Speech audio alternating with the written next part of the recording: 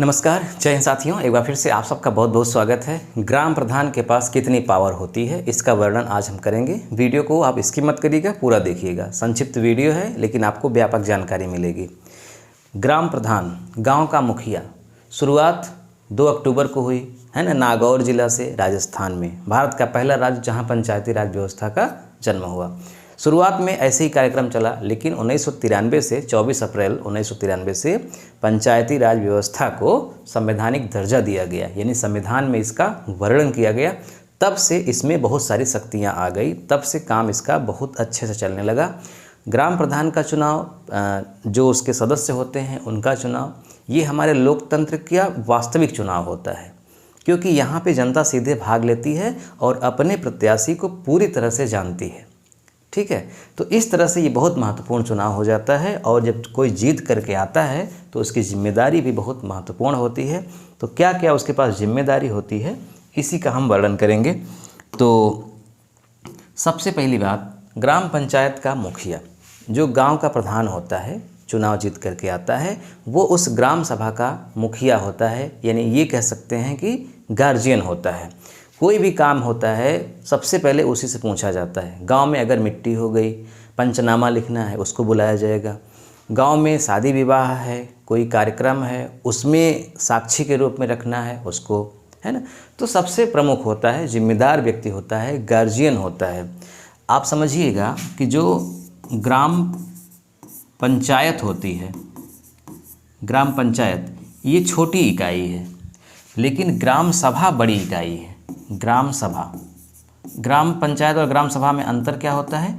ग्राम सभा का मतलब होता है कि उस गांव के जितने भी लोग वोटिंग करते हैं उनके सम्मिलित रूप को ग्राम सभा कहा जाता है। यानी जो लोग चुनाव में भाग लेते हैं, या यूँ कहें कि एक गांव में निर्वाचक जो नामावली होती है उसमें जितने लोगों का नाम होता है उनको सम्मिलित रूप से ग्राम सभा कहते हैं। यानी जो लोग वोट नहीं देते, निर्वाचन सूची में नाम नहीं है, वो ग्राम सभा के सदस्य नहीं माने जाते। गांव के सदस्य होते हैं लेकिन ग्राम सभा में नहीं आते। अब इसी ग्राम सभा से, यानी यही ग्राम सभा चुनाव करती है एक पंचायत का। तो ग्राम सभा एक क्या है? गार्जियंस है। पंचायत क्या है? एक सरकार की तरह, यानी कार्यकारी निकाय है, यह काम करती है। और इसी ग्राम पंचायत का प्रमुख कौन होता है? प्रधान होता है। यानी गांव में कोई भी विकास कार्य करना है, ग्राम पंचायत करेगी। कौन मालिक होगा इसका? मुखिया कौन होगा? ग्राम प्रधान होगा। और इनकी निगरानी कौन करेगी? गार्जियंस कौन होगी? ग्राम सभा। इतना आपको समझना चाहिए अच्छे से। दूसरी बात, विकास कार्यों का प्रस्ताव। गांव में कोई भी विकास कार्य करना है उसका प्रस्ताव ग्राम प्रधान ही बनाता है। ग्राम प्रधान और उसके जो वार्ड मेंबर होते हैं, जो सदस्य होते हैं, उन सबको मिलाकर ग्राम पंचायत कहा जाता है। तो इसका जो मुखिया है ग्राम प्रधान है। कोई भी विकास का प्रस्ताव, जैसे खेल का मैदान बनवाना है और पंचायत भवन बनवाना है, कोई स्कूल बनवाना है, सड़क बनवानी है, नाली बनवानी है, खड़ंजा बनवाना है, कुछ भी करना है विकास से संबंधित अगर कोई भी कार्य है, तो उसका प्रस्ताव आम आदमी नहीं पारित कर पाएगा। आम आदमी केवल सुझाव देगा, प्रस्ताव पारित करेगा ग्राम प्रधान। अगर किसी की ज़मीन, मान लीजिए वो नवीन परती में है, उसके पास और ज़मीन नहीं है घर बनाने के लिए, तो वो उस नवीन परती को पट्टा करने का प्रस्ताव कौन करेगा? ग्राम प्रधान। तो ग्राम प्रधान के पास बहुत पावर होती है। विकास से संबंधित कोई भी काम का प्रस्ताव ग्राम प्रधान ही अंतिम रूप से करता है। इसके अलावा सरकारी योजनाओं का क्रियान्वयन कोई भी गांव में, क्योंकि देखिए हमारा देश दो तरह का है, एक जो शहर में बसता है और एक जो गांव में बसता है। जो शहर में बसता है, मैं आपको यहीं पे समझा दूं, जैसे मान लीजिए ये अपना देश है भारत, ये अब इसके दो हिस्से कर दीजिए। एक क्या है? गांव, और एक क्या है? शहर। तो जो पंचायत व्यवस्था है हमारे यहाँ, पंचायत या पंचायती राज कहते हैं, जिसके कर्णधार गांधी जी थे, महात्मा गांधी जी थे। संविधान के अनुच्छेद 40 में लिखा गया है कि हमारे देश में ग्राम पंचायत का गठन होना चाहिए। उसी को ध्यान में रखते हुए ग्राम पंचायतों का गठन किया गया था। तो गांधी जी का कहना है कि भारत जो है वो गांव में बसता है। शहर में लोग रहते हैं और गांव में देवता रहते हैं। भारत की आत्मा गांव में रहती है। तो गांव के विकास के लिए अलग व्यवस्था, शहर के विकास के लिए अलग व्यवस्था। जो शहर के विकास की व्यवस्था होती है वो कौन करता है? नगर निगम करता है। नगर पालिका परिषद करती है। जैसे बड़ा शहर है तो नगर निगम, जैसे हमारा प्रयागराज बड़ा शहर है तो यहाँ पे क्या है, नगर निगम। इसका मुखिया कौन होता है, महापौर। तो वो विकास के काम देखेंगे, वहाँ नाली बनवाएंगे, सड़क, बिजली, जो भी है वहाँ पे साफ सफाई। लेकिन गांव का क्या होगा, ग्राम पंचायत। और ग्राम पंचायत का कौन होगा, प्रधान होगा। और इन दोनों के बीच में, जो इन दोनों के बीच में क्या है, खंड। हालांकि जो खंड विकास है, जैसे गांव में इसके 3 स्तर होते हैं, ग्राम पंचायत, ग्राम पंचायत, क्षेत्र पंचायत और जिला पंचायत। 3 तरह की पंचायत होती है गांव में। ये जो जिला है वो शहर से संबंधित नहीं है। ये जो जिला पंचायत है, जिला पंचायत का मतलब होता है कि एक जिले के अंदर जितने भी गांव हैं उन गांवों को ये रिप्रेजेंट करता है। उदाहरण के लिए जैसे एक गांव है, ये एक गांव है, इस गांव को रिप्रेजेंट कौन करेगा, ग्राम पंचायत। इसका मुखिया कौन होगा, आगे बना देते हैं। जैसे एक गांव है, ये गांव, तो क्या हो जाएगा, ग्राम पंचायत। इस ग्राम पंचायत का कौन होगा, प्रधान, मुखिया प्रधान होगा, ग्राम प्रधान होगा। अब ऐसे ही कई गांवों को मिला करके, मान लीजिए कि 25 गांव, 50 गांव, 40 गांव या 100 गांव, ऐसे गांवों को मिला करके जो निकाय बनेगी उसका नाम होगा क्षेत्र पंचायत। क्षेत्र पंचायत यानी ये भी गाँव से ही संबंधित है, लेकिन इसमें कई गाँव जुड़े हैं। क्षेत्र पंचायत का जो प्रमुख होगा उसको क्या बोलते हैं, ब्लॉक प्रमुख। ब्लॉक मतलब क्षेत्र ही होता है, उसका प्रमुख यानी मुखिया, इसका भी चुनाव होता है। लेकिन ब्लॉक प्रमुख का चुनाव जो होता है, क्षेत्र पंचायत के जो सदस्य चुन करके आते हैं वो अपने में से चुनते हैं। तो इनका चुनाव तो प्रत्यक्ष होता है, इनका चुनाव अप्रत्यक्ष होता है, यानी जनता सीधे इनको नहीं चुनती। अब ऐसे ही कई क्षेत्र पंचायतों को अगर मिला देंगे, कई क्षेत्र पंचायत यानी एक ज़िले में जितने क्षेत्र पंचायत है सबको मिला देंगे तो बन जाएगा जिला पंचायत। जिला पंचायत, और जिला पंचायत का जो मुखिया होता है उसको क्या बोलते हैं, जिला अध्यक्ष। जिलाध्यक्ष, इनका भी चुनाव डायरेक्ट नहीं होता, जनता नहीं करती है, बल्कि जिलाध्यक्ष नहीं, जिला पंचायत अध्यक्ष बोलते हैं शुद्ध रूप में, जिला पंचायत अध्यक्ष। इनका चुनाव कौन करता है, जो जिला पंचायत के सदस्य होते हैं। जिला पंचायत के सदस्य को डायरेक्ट जनता चुनती है, फिर वही जिला पंचायत के सदस्य अपने में से जिला पंचायत अध्यक्ष चुनते हैं। ये पूरी तीनों बॉडी जो 3 लेयर हैं, पहला, दूसरा, तीसरा, ये तीनों गांवों से संबंधित है, शहर से इसका कोई लेना देना नहीं है। अब देखिए यहाँ पर जो शहर वाला है, अगर बड़ा शहर है तो नगर निगम होगा, नगर निगम। अब नगर निगम को कई वार्डों में बांटा जाएगा, तो उसी को नगर क्या बोलेंगे, परिषद बोलेंगे, नगर परिषद। उसके भी सदस्य होंगे, परिषद आप सुने होंगे ना, परिषदी का चुनाव हो रहा है तो परिषद होते हैं। जैसे यहाँ वार्ड मेंबर, वैसे ही यहाँ। अब तो शहरों के अनुसार इसकी अलग अलग कैटेगरीज बनाई गई हैं। तो इस तरह से हम बात किसकी कर रहे थे, गांव की कर रहे थे, ग्राम पंचायत की कर रहे थे। और ग्राम पंचायत का जो मुखिया है, प्रधान, उसके हम विकास कार्य की बात कर रहे थे और उसके शक्ति की हम बात कर रहे थे। हम अभी ब्लॉक प्रमुख, जिला पंचायत अध्यक्ष, महापौर, इसकी बात नहीं कर रहे हैं।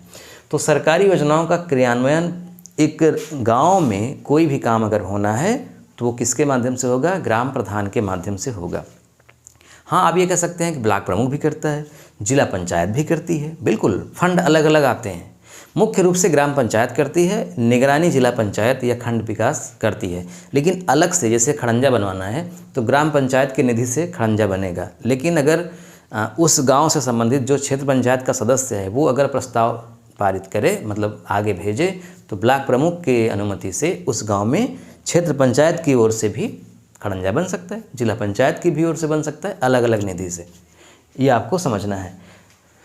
इसके अलावा ग्राम सभा बुलाने की शक्ति, जो ग्राम सभा होती है, जो चुनाव कराती है, उसको बुलाने की शक्ति किसके पास है, ग्राम प्रधान के पास। जैसे आप संविधान में पढ़ते होंगे कि संसद का सत्र आहूत करने का अधिकार किसके पास है, राष्ट्रपति के पास। यानी संसद चलेगी, इसके लिए बुलावा भेजता है राष्ट्रपति।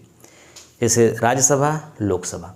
संसद अगर दोनों संयुक्त चल रही है, उसकी अध्यक्षता करता है लोकसभा का अध्यक्ष, लेकिन बुलाता है राष्ट्रपति। ठीक उसी तरह से ग्राम सभा की बैठकों को कौन बुलाता है? ग्राम प्रधान। वर्ष में कम से कम 2 बार तो अवश्य रूप में बैठक होनी ही चाहिए, मिनिमम 2 बार, अधिक से अधिक चाहे जितनी बार करें, लेकिन कम से कम 2 बार बैठक होनी जरूरी है। और इस बैठक में क्या होगा? जितने भी काम हो चुके हैं उसकी समीक्षा होगी, जो काम चल रहे हैं उसकी निगरानी होगी, और जो आगे के काम होने हैं उसका मसौदा पारित किया जाएगा, उसकी रूपरेखा बनाई जाएगी। तो इस बैठक को बुलाता है ग्राम प्रधान। इसमें ग्राम पंचायत के सभी सदस्य और पूरे ग्राम सभा के लोग जो आना चाहें आ सकते हैं, बैठ सकते हैं। इसके अलावा पंचायत निधि के उपयोग में भूमिका। देखिए, एक निधि होती है, जैसे भारत सरकार की निधि है ना, संसद में आप जाएंगे, मतलब केंद्र के स्तर पर आप जाएंगे। मैं निधि को भी आपको दिखाता हूँ अच्छे से। जैसे मान लीजिए नंबर 1 पर होता है केंद्र, पूरे केंद्र के लिए एक निधि होती है, उसको बोलते हैं केंद्र की संचित निधि।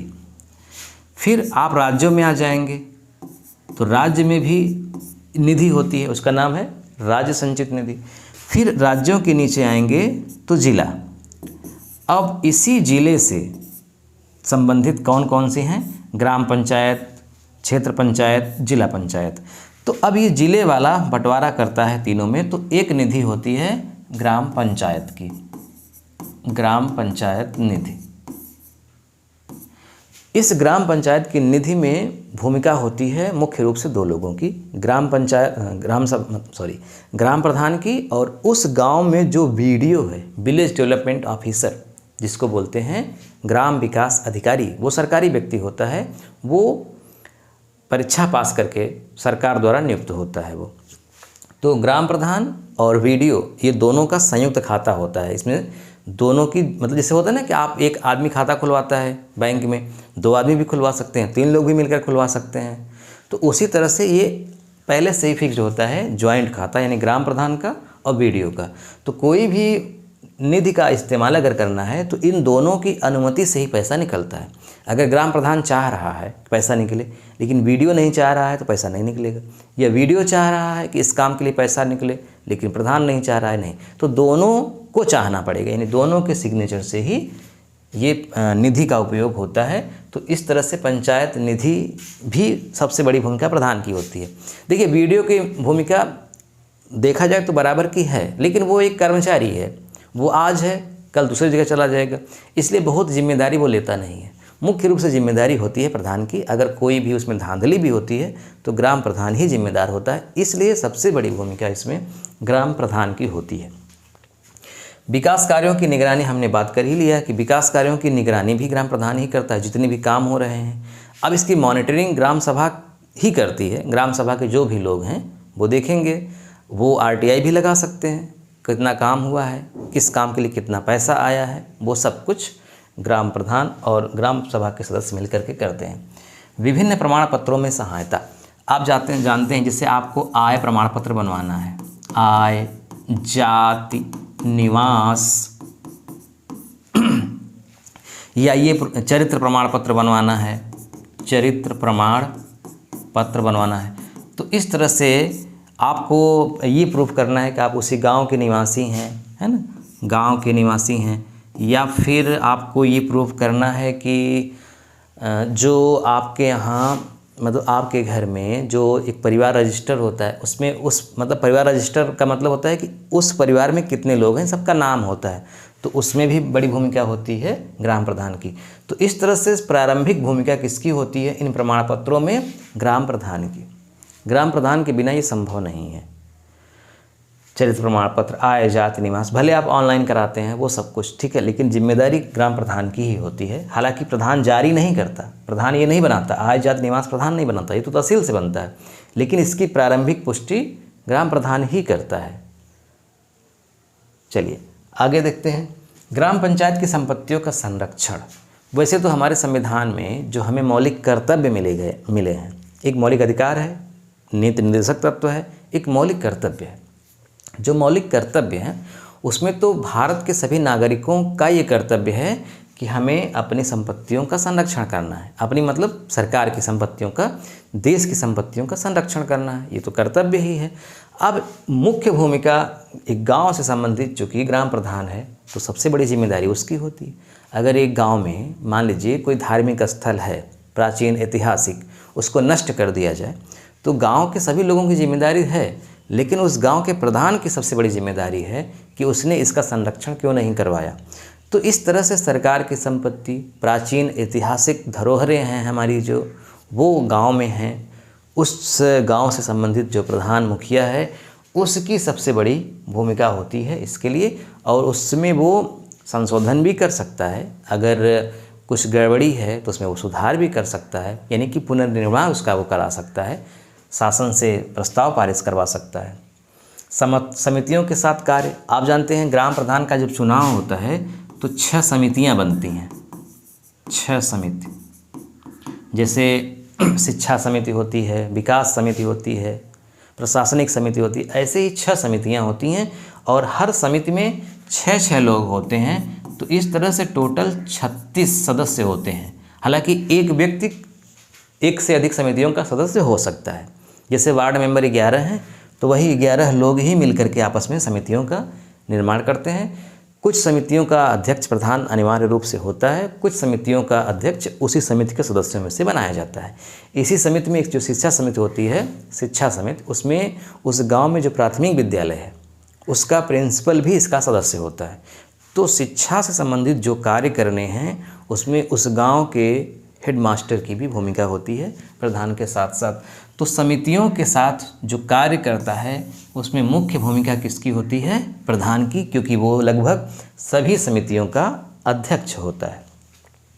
अधिकारियों से समन्वय, बिना अधिकारियों के समन्वय से कोई काम ही नहीं करा पाएगा। अगर उसके गांव में मान लीजिए 10 प्रधानमंत्री आवास योजना बननी है, अब वो घर में ही बैठा रहे, जाए न पैरवी करने अधिकारियों के पास, जहाँ से पास होता है विकास भवन में, जहाँ से पास होता है, अगर वहाँ वो न जाए, पैरवी न करे, उनसे समन्वय न बनाए तो काम ही कुछ नहीं कर पाएगा। इसीलिए आप देखते हैं कि जो प्रधान एक्टिव होता है, जागरूक होता है, वो अपने गांव में बहुत सारे विकास कार्यों को करवा लेता है अधिकारियों से मिल कर के, और जो एक्टिव नहीं होता वो नहीं करवा पाता। तो आप कहेंगे कि मतलब पैसा तो सरकार का ही खर्च हो रहा है, लेकिन एक प्रधान कुछ नहीं कर पा रहा है, एक प्रधान बहुत कुछ कर ले रहा है। तो इसका रीज़न यही है कि प्रधान अगर जागरूक है, एक्टिव है, तो अधिकारियों से वो समन्वय बना करके काम अपना कर लेगा, नहीं तो कुछ नहीं कर पाएगा। अच्छा, ग्राम प्रधान क्या नहीं कर सकता, ये भी आपको जानना है। भाई प्रधान तो बहुत कुछ कर सकता है, लेकिन ऐसा नहीं है कि वो सर्वशक्तिमान है, वो सब कुछ करे, ऐसा नहीं है। वो क्या नहीं कर सकता? जैसे मान लीजिए गांव में अगर झगड़ा हो गया, दोनों पक्ष सहमत हैं तो वो जा करके समझौता करा सकता है, अगर दोनों पक्ष मान गए तो। लेकिन वो निर्णय नहीं कर सकता। मतलब ये नहीं कह सकता कि फला व्यक्ति ने गलती किया है तो दूसरे वाला पक्ष इसको 5 लठ मारे, ये नहीं कह सकता। सज़ा नहीं दे सकता, यानी सज़ा का निर्णय वो नहीं दे सकता। हाँ, छोटे मोटे दीवानी तरह के मामले को कर सकता है सेटल। जैसे उनकी बकरी ने इनके कोई नुकसान कर दिया है, अब दोनों झगड़ रहे हैं, तो वो पहुंच करके उसकी क्षतिपूर्ति में कहा कि भैया आपका नुकसान हुआ है जो हम बकरी के मालिक से दिलवा देते हैं। कुछ दिलवा दिया, दोनों पक्ष सहमत हैं, वो ठीक है, वो सही है। लेकिन ऐसा नहीं कि गांव में किसी का मर्डर हो जाए और पुलिस के पास सूचना न जाए, प्रधान ही इसको हल करवा दे कि मर्डर हो गया और हम 10 लाख दिलवा रहे हैं, काम ख़त्म। नहीं, ये तो कानूनी रूप से गलत हो गया। हालाँकि कुछ होता भी है, ऐसे भी हुआ है, लेकिन ये अवैध है, गलत है, ये अधिकार नहीं है प्रधान के पास, ऐसा नहीं कर सकता वो। इसके अलावा जो अभी हम आपको बताए, जैसे पुराने ज़माने में पंचायत होती थी, पंच परमेश्वर का कॉन्सेप्ट था, अभी भी कुछ राज्यों में है, चल रहा है। बहुत गलत फैसले सुनाते हैं, कुछ अच्छे भी फैसले होते हैं। तो ये सब अब सिस्टम ख़त्म हो गया है। अब न्यायालय है, ग्राम न्यायालय का भी स्थापना हो चुका है, तो ग्राम न्यायालय निर्णय सुना सकती है। ग्राम प्रधान ये नहीं कर सकता, किसी को सज़ा नहीं दे सकता। जैसे मान लीजिए कि ज़मीन पट्टा करना है, तो ये पट्टा खुद नहीं कर सकता। हाँ, उसके लिए पैरवी कर सकता है, प्रस्ताव दे सकता है कि फला व्यक्ति को ज़मीन की आवश्यकता है, मैं फला व्यक्ति को भली भांति जानता हूँ, वो योग्य है, पात्र है। इस प्रस्ताव को पारित करके, मतलब प्रस्ताव बना करके भेजेगा तहसील में और तहसीलदार एसडीएम मिल करके पट्टा आवंटित करते हैं, प्रधान नहीं कर सकता। तो इस तरह से वो किसी को सज़ा नहीं सुना सकता, पट्टा नहीं कर सकता, खुद प्रारूप तैयार कर सकता है, रूपरेखा उसकी बना सकता है, और आप जो भी सोच सकते हैं। मतलब कुछ काम ऐसे होते हैं जो पुलिस को सूचना देना बहुत ज़रूरी होता है। अगर सूचना नहीं दिया गया तो ये कानूनी रूप से अवैध माना जाता है, इतना आप समझिए। इसके अलावा ग्राम प्रधान की शक्ति किस पर निर्भर करती है, हम आपको समझा ही चुके हैं कि ग्राम सभा मिल करके ग्राम प्रधान का चुनाव करती है।